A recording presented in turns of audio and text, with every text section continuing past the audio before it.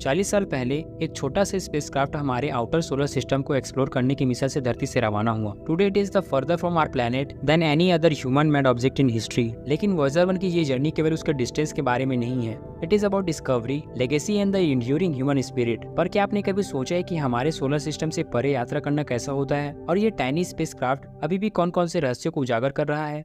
जब नासा ने 1977 में वॉयेजर 1 को लॉन्च किया था तो शायद ही किसी ने सोचा होगा कि इसका इतना गहरा प्रभाव पड़ेगा, न सिर्फ ब्रह्मांड की हमारी समझ पर बल्कि हमारे कल्चर और कलेक्टिव इमेजिनेशन पर भी।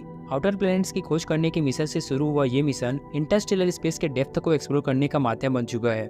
इस वीडियो में हम वॉयेजर 1 के इनक्रेडिबल जर्नी, इसके major milestones, the challenges of communication across vast distances, the cultural impact of its mission और एक्साइटिंग स्पेकुलेशन पर भी करीब से नजर डालेंगे। तो आप अपनी कुर्सी की पेटी बांध दो, because this is one journey you want to miss. Let's begin with an overview of Voyager 1। 5 सितंबर 1977 को लॉन्च किया गया ये स्पेसक्राफ्ट जुपिटर और सैटर्न को स्टडी करने के लिए 4 साल के मिशन के लिए डिजाइन किया गया था। But thanks to the its creators, Voyager 1 ने ओरिजिनल एक्सपेक्टेशन से भी ज्यादा काम किया। एज ऑफ नाउ वॉयेजर 1 पृथ्वी से मोर देन 14 बिलियन माइल्स दूर है, जो लगभग 38,000 माइल्स पर आवर की स्पीड से ट्रेवल कर रहा है। ये इतना दूर है कि वॉयेजर 1 से एक सिग्नल को धरती पर पहुंचने में मोर देन 21 आवर का टाइम लगता है। वॉयेजर 1 की जर्नी में कई महत्वपूर्ण माइलस्टोन शामिल हैं। पहला बड़ा अचीवमेंट मार्च 1979 में जुपिटर के साथ इसका आमना सामना था। During this fly by Voyager 1 ने इस प्लेनेट और उसके मून्स की स्टनिंग इमेजेस कैप्चर करी, जो पहले कभी नहीं देखा गया था। इस स्पेसक्राफ्ट ने जुपिटर के मून्स में से एक आयो पर एक्टिव वोल्केनो को डिस्कवर किया। ये एक ऐसी डिस्कवरी थी जिसने beyond the earth geological activity के बारे में हमारी समझ को बदल दिया। Next came the encounter with Saturn in November 1980। Voyager 1 ने सैटर्न के रिंग्स और उसके लार्जेस्ट मून टाइटन का फर्स्ट क्लोजअप इमेज प्रोवाइड कराया। आफ्टर पासिंग सैटर्न, वॉयेजर 1 ने सोलर सिस्टम के एज की ओर अपनी जर्नी को कंटिन्यू किया।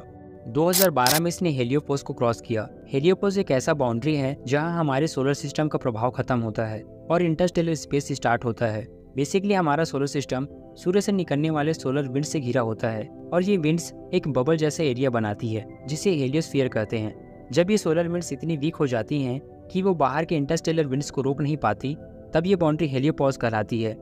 इसके बाहर इंटरस्टेलर स्पेस शुरू होता है। वॉयेजर 1 का हेलियोपोस को पार करना बहुत बड़ा अचीवमेंट था, क्योंकि ये इंटरस्टेलर स्पेस में पहुंचने वाला पहला मैन मेड ऑब्जेक्ट था। अरबों माइल्स दूर स्थित स्पेसक्राफ्ट से कम्युनिकेट करना अपने आप में एक चुनौती है। वॉयेजर 1 कम्युनिकेशन के लिए डीप स्पेस नेटवर्क DSN पर निर्भर करता है, जो एंटीनास का ग्लोबल सिस्टम है जो पूरे solar system and beyond spacecraft के साथ कम्युनिकेशन को सक्षम बनाता है। वॉयेजर 1 मिशन में डेटा ट्रांसमिशन एक और क्रिटिकल एस्पेक्ट है।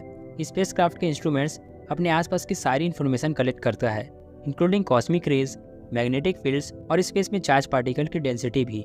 This data is transmitted back to the earth, जहां इन्हें साइंटिस्ट एनालाइज करके इंटरस्टेलर एनवायरनमेंट के बारे में और गहराई से समझते हैं। The spacecraft is powered by 3 radio isotope thermoelectric generators या RTGs, जो प्लूटोनियम 238 के डीके से उत्पन्न हीट को इलेक्ट्रिसिटी में कन्वर्ट करता है। इन RTGs ने वॉयेजर 1 को 40 साल से भी ज्यादा सालों तक निरंतर पावर सप्लाई किया है। But as the plutonium decays, the power output gradually decreases. To conserve power, NASA ने over the years non essential systems और इंस्ट्रूमेंट्स को टर्न ऑफ कर दिया है, जिससे स्पेसक्राफ्ट को लॉन्ग टाइम तक पावर मिलता रहे।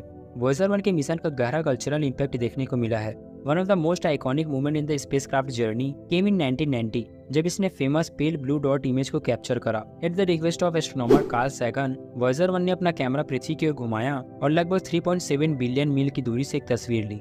इन this image, Earth appears as a tiny pale blue dot in the vastness of the universe, a humbling reminder of our planet's fragility and our place in the universe। एक और cultural milestone है the golden record, जो धरती के sounds, images और messages का एक time capsule है, जो वॉयेजर 1 और वॉयेजर 2 में इंक्लूड किया गया था। द गोल्डन रिकॉर्ड में पूरी दुनिया की म्यूजिक्स, रेटिंग इन 55 लैंग्वेजेस और वेराइटी ऑफ नेचुरल साउंड्स जैसे चिड़ियों की आवाज और थंडर्स भी शामिल हैं। The record were designed to convey the diversity of life on earth and the aspiration of humanity to any extraterrestrial civilization that might one day encounter to the spacecraft. जैसे जैसे वॉयेजर 1 इंटरस्टेलर स्पेस में आगे बढ़ता जा रहा है, scientist और enthusiast इस बारे में अटकलें लगाते हैं कि फ्यूचर में स्पेसक्राफ्ट का सामना किससे किससे हो सकता है। One exciting possibility is that कि वॉयेजर 1 हमारे कॉस्मिक नेबरहुड का इमेज कैप्चर कर ले, a view of the solar system from a entirely new perspective.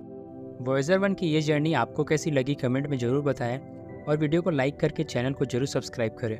मिलते हैं अगले वीडियो में, तब तक के लिए